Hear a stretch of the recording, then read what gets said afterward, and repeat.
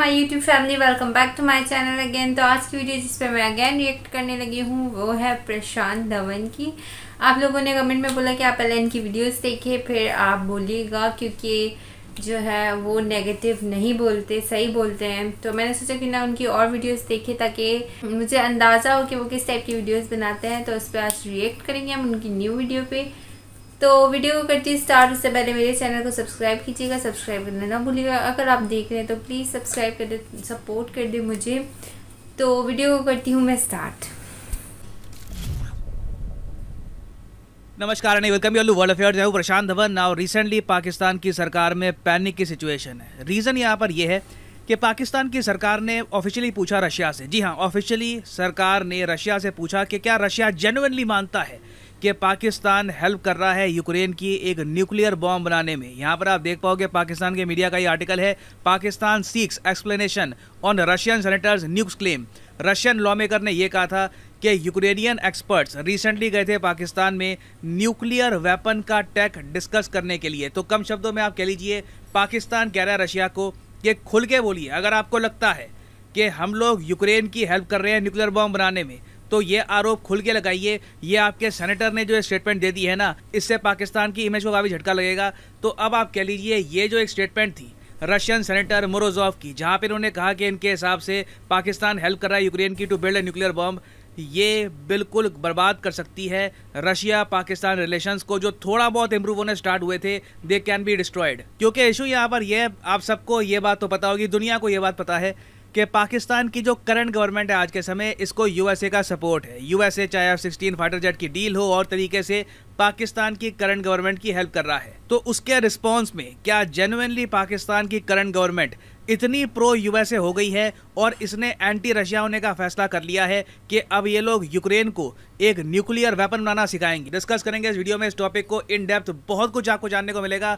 मगर आगे बढ़ने से पहले आपसे क्वेश्चन पूछूंगा। क्वेश्चन यहाँ पर यह है कि हाल ही में यूनाइटेड स्टेट्स ऑफ अमेरिका ने यह डिसाइड किया है कि ये लोग 6 nuclear capable B-52 bomber deploy करेंगे एक कंट्री में पहली बार। ये है यहाँ पे आपकी ऑप्शन, आपको बताना है वो कौन सा देश है, न्यूजीलैंड, ऑस्ट्रेलिया, इंडिया या फिर श्रीलंका।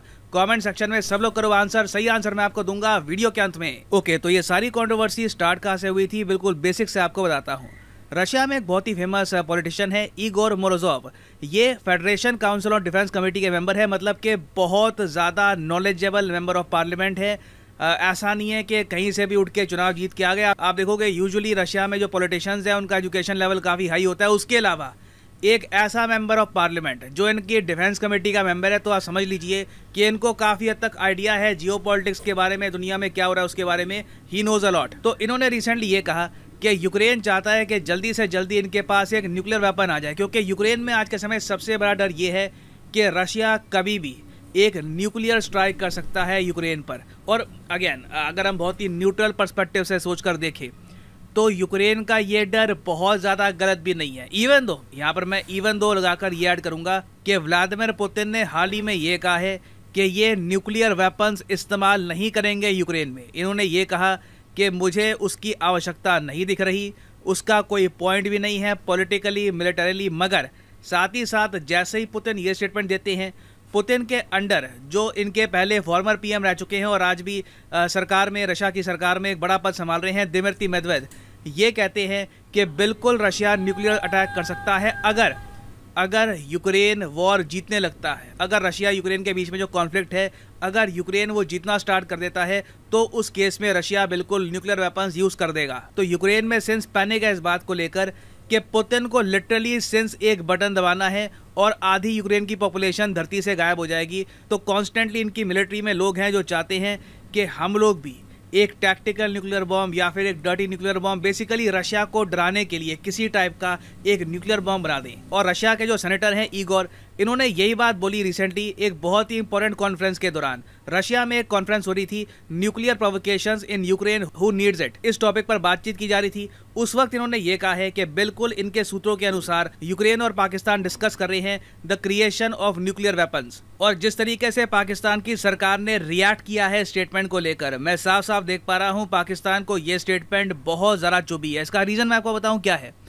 रीजन ये है कि इंडिया ने ऑलमोस्ट सिमिलर बात कही थी कुछ ही महीनों पहले। यहाँ पे आप देख पाओगे, आपको एक आर्टिकल दिखेगा अक्टूबर 7, 2022 का। यहाँ पे लिखा है कि इंडिया ने हाल ही में रेज किया है यूनाइटेड नेशन सिक्योरिटी काउंसिल में पाकिस्तान का role in nuclear proliferation linkages with North Korea.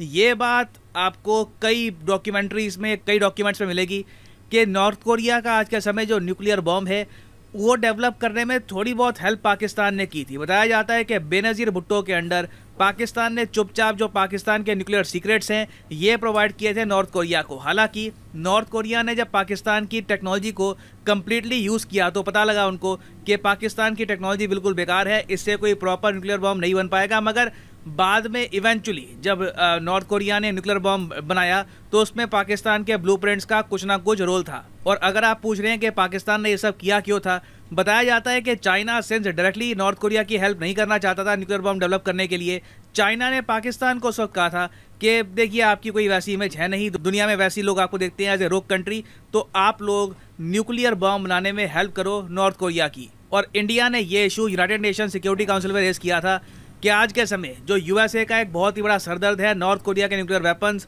इसका जो ओरिजिन है, इसकी शुरुआत तो पाकिस्तान से ही हुई थी। पाकिस्तान से ही न्यूक्लियर प्रोलिफरेशन हुई और उसके बाद किम जोंग उन के पास न्यूक्लियर बॉम्ब्स आ गए। तो जो बात इंडिया कह चुका है इन द पास्ट कि पाकिस्तान अपनी न्यूक्लियर टेक्नोलॉजी, न्यूक्लियर बॉम्ब्स बेच सकता है, बेच चुका है इन द पास्ट, सेम बात यहाँ पर कहती है रशिया के सेनेटर ने। अब यहाँ पे आप अगर मुझसे पूछेंगे कि क्या रशिया और इंडिया की अंडरस्टैंडिंग है कि ये इशू हम रेस करेंगे, तो मेरे हिसाब से नहीं।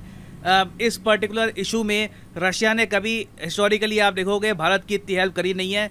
यहाँ पर मैं कहूँगा कि जेन्युइनली रशिया के कई सेनेटर्स में यकीन है इस बात को लेकर कि पाकिस्तान यूक्रेन की हेल्प कर रहा है। और मैं यहाँ पर कहूँगा कि रशिया के सेनेटर्स का जो यकीन है ये बेसलेस बिल्कुल नहीं है। चाहे पाकिस्तान की सरकार जितनी आलोचना करे रशिया की, जी हाँ पाकिस्तान ने आलोचना भी करी है स्टेटमेंट की कि रशिया की तरफ से जो स्टेटमेंट्स आई हैं ये बेसलेस है, बिना वजह हम पैरों लगा रहे हैं। चाहे पाकिस्तान ये जितना मर्जी कह दे, ग्राउंड लेवल पे आप अगर देखो तो बहुत सी रिपोर्ट्स पब्लिश हुई हैं जहाँ पे हमको बताया गया है कि यूक्रेन की मिलिट्री को आर्टिलरी भेजी है पाकिस्तान ने। उसके अलावा कई कंट्रीज से वेपन्स इकट्ठे करके पाकिस्तान के मिलिट्री बेस से भेजे गए हैं यूक्रेन में। ये बात काफ़ी बार हम डिस्कस कर चुके हैं। उसके अलावा एक तो होता है देखो सरकार की हेल्प, फिर हम देख चुके हैं कि इवन जो पाकिस्तान के बिलियनियर्स हैं जिनका कहीं ना कहीं कनेक्शन भी होता है सरकार के साथ, पाकिस्तान की मिलिट्री के साथ, ये भी यूक्रेन की हेल्प कर रहे हैं। अब ये आपके सामने फोटो है मिस्टर जहूर की। ये जो जहूर साहब है ये पाकिस्तान के बहुत ही बड़े बिलियनियर हैं और इन्होंने रिसेंटली पैसा इकट्ठा करके एक फंड बनाया और उस फंड से यूक्रेन को हेल्प करी कि यूक्रेन 2 फाइटर जेट परचेज कर पाए। अब हालांकि पाकिस्तान की सरकार ने खुद को मोहम्मद जहूर के एक्शन से दूर कर दिया और ये कहा कि देखिए इन जनाब की जो पत्नी है ये यूक्रेन की है, तो ये आप कह लीजिए आउट ऑफ लव ये सब कर रहे हैं। मगर रियलिटी ये है कि पाकिस्तान के बिलियनियर्स भी यूक्रेन की हेल्प कर रहे हैं वेपन्स इकट्ठा करने में ताकि रशियंस को ये लोग अटैक कर पाएं। तो इसलिए रशिया के सेनेटर्स का जो यकीन है कि पाकिस्तान हेल्प कर रहा है यूक्रेन की, इसे आप रिजेक्ट नहीं कर सकते। इसमें काफ़ी हद तक सच्चाई भी हो सकती है। अब यहाँ पर आप पूछोगे अगर इसमें जेन्युइनली सच्चाई है तो क्या रशिया की सरकार, अभी तो देखो रशिया का एक जो मेंबर ऑफ पार्लियामेंट है उसने स्टेटमेंट दी है, तो क्या व्लादिमीर पुतिन और रशिया की जो बाकी गवर्नमेंट है क्या पाकिस्तान को पलट के जवाब देगी कि हाँ आप लोग हेल्प करो यूक्रेन की, आपने ये सब किया है? देखिए मेरे हिसाब से जब तक रशिया के पास कोई प्रॉपर एविडेंस नहीं आएगा तब तक गवर्नमेंट टू गवर्नमेंट लेवल ये कोई आरोप नहीं लगा पाएंगे। जो मेंबर ऑफ पार्लियामेंट ने यहाँ पर स्टेटमेंट दी है, इन्होंने कहा है कि मेरे सूत्रों ने मुझे बताया है कि पाकिस्तान हेल्प कर रहा है यूक्रेन की। तो मेरे हिसाब से रशिया भी वेट करेगा, इनके पास कुछ प्रॉपर अभी एविडेंस आएगा तो उसके बाद ये इशू रेस करेंगे इंटरनेशनली। अब यहाँ पर आप पूछोगे रशिया ने अगर ये इशू रेस कर भी दिया इंटरनेशनली तब भी क्या होगा? मैं आपको बता दूँ कुछ ना होता, क्योंकि अगर पाकिस्तान ये सब कर रहा है तो पाकिस्तान ये सब अकेले नहीं कर रहा होगा। पाकिस्तान ये सब कर रहा है यूएस गवर्नमेंट के इंस्ट्रक्शंस पे। और अगर मान लीजिए कल को इसका एक ब्लो बैक आता है रशिया की तरफ से, बहुत ज़्यादा एक एंगर, गुस्सा आता है पाकिस्तान की तरफ कि आप क्यों हेल्प कर रहे हो यूक्रेन की न्यूक्लियर बम बनाने में, तो उस केस में पूरा यूरोप, यूएस वगैरह सब पाकिस्तान के डिफेंस में आ जाएंगे, यूएन में, और कहेंगे कि पाकिस्तान ने कुछ यहाँ पे गलत किया नहीं है। और पहली बात तो वो खुद ही कहेंगे कि हमारे पास प्रॉपर एविडेंस लेके आओ कि पाकिस्तान ने जेन्युइनली ये किया है या नहीं। मगर यहाँ पर मैं ये ऐड कर दूं कि देखो अब पाकिस्तान रशिया के केस में जो होता है इन द फ्यूचर वो देखना होगा कि रशिया कैसे यहाँ पर रिएक्ट करता है, that remains to be seen. मगर ऑलरेडी हम देख रहे हैं कि पाकिस्तान का मीडिया रिकॉर्ड कर रहा है कि रशिया बुरी तरीके से नाराज हो चुका है पाकिस्तान के साथ और रशिया पाकिस्तान की जो बातचीत चल रही थी वीट की डील को लेकर कि पाकिस्तान वीट परचेज करेगा, गेहूं परचेज करेगा रशिया से, ये जो डील है ये फेल हो चुकी है। इवन दो पाकिस्तान की जो गवर्नमेंट है, जो इनकी इकोनॉमिक कमेटी ऑफ कोऑपरेशन है, इसने अप्रूव कर दिया था 112 मिलियन डॉलर की डील को, जिसके अंडर पाकिस्तान परचेज करेगा गेहूं रशिया से। मगर रशिया ने अपनी साइड से ये जो डील है ये कर दी है कैंसिल। और इसका रीज़न आप समझ सकते हैं, रशिया में आज के समय बहुत ज़्यादा सस्पेशन है, शक है इस बात को लेकर कि पाकिस्तान किस हद तक यूक्रेन की हेल्प करेगा रशिया के अगेंस्ट। नाउ यहाँ पर आप एक क्वेश्चन पूछेंगे, क्या जेन्युइनली पाकिस्तान इतनी ज़्यादा हेल्प कर देगा यूक्रेन की और रशिया कुछ कर भी नहीं पाएगा? अभी के लिए रशिया कुछ नहीं कर पाएगा। लॉन्ग टर्म में जो रशिया का FSB है, जो इनकी जो आप कह लीजिए इंटेलिजेंस एजेंसी है, जो इनका SVG है, वो मैं कहूँगा कि कहीं ना कहीं पाकिस्तान को हिट करेगा इंटरनली। इनके किसी नेता को या तो ऊपर पहुँचाकर, या फिर पाकिस्तान में जो अभी बात चल रही है सिविल वॉर हो जाएगी।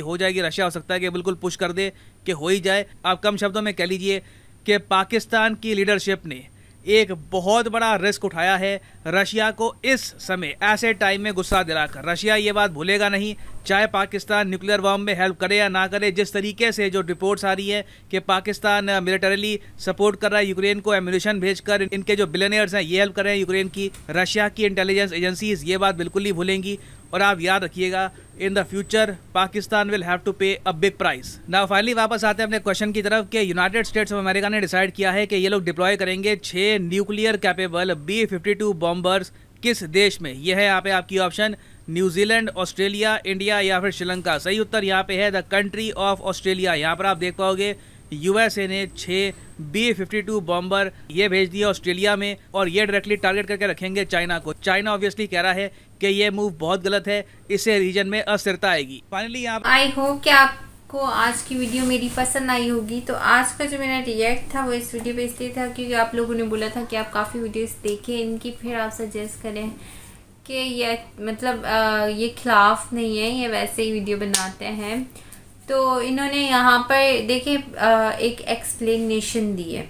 जैसे मैं कोई न्यूज़ पढ़ूँ और मैं आप लोगों को बोलूँ कि ये चीज़ है, ठीक है, तो ये एक हेट नहीं होता, ठीक है, क्योंकि वो मैंने न्यूज़ से सुना और मैंने आपको बता दिया। तो ये एक ऐसी चीज़ भी कि मैंने सुनी और आपको बता दी, एक कान से सुनी और दूसरे से निकाली। तो इन्होंने इस वीडियो में ये बात जो है बताई है, हर चीज़ का प्रूफ देके कि ये न्यूज़ में ये आया है, ये न्यूज़ में ये आया है, ठीक है। तो ये हेट नहीं हुआ। हाँ, अगर ये अपनी तरफ से कुछ बोलते कि ये ऐसा हो जाएगा, ये ऐसा हो जाएगा, तो वो एक हेट चीज़ होती है। हर चीज़ न्यूज़ के हिसाब से दिखाई भी, बोला भी कि इस चीज़ को मैं डिस्कस कर रहा हूँ और ये चीज़ दिखाई गई है तो मैं डिस्कस कर रहा हूँ। तो वो हमारी चीज़ दिखाई हुई थी, वो उन्होंने डिस्कस की इस तरह से, अपनी तरफ से उन्होंने कुछ नहीं बोला। तो इस वीडियो पे मैंने इसलिए ज़्यादा वो रिएक्ट नहीं किया। लास्ट टाइम वाली वीडियो भी उनकी गलती नहीं थी, उन्होंने न्यूज़ में से देख के ही बोला था कि जो है वो इस तरह से शहीद हुई। लेकिन जो बात ये है कि उन्होंने न्यूज़ में से देख के ही वो बोला था, उन्होंने अपनी तरफ से नहीं बोला था। मैंने बस उनको जो है वो क्लियर किया था। बाकी वो जो आगे की फ्यूचर की बात कर रहे थे, मैंने उस बात पे रिएक्ट किया था। लेकिन आज उन्होंने प्रूफ के साथ न्यूज़ दिखाते हुए सब कुछ डिस्कस किया, तो मैंने भी उनकी बात सुनी, आप लोगों ने भी सुनी होगी। That's it. तो आई होप कि आपको आज की वीडियो मेरी पसंद आई होगी। नेक्स्ट वीडियो में दुआ में याद रखिए। अल्लाह हाफिज़।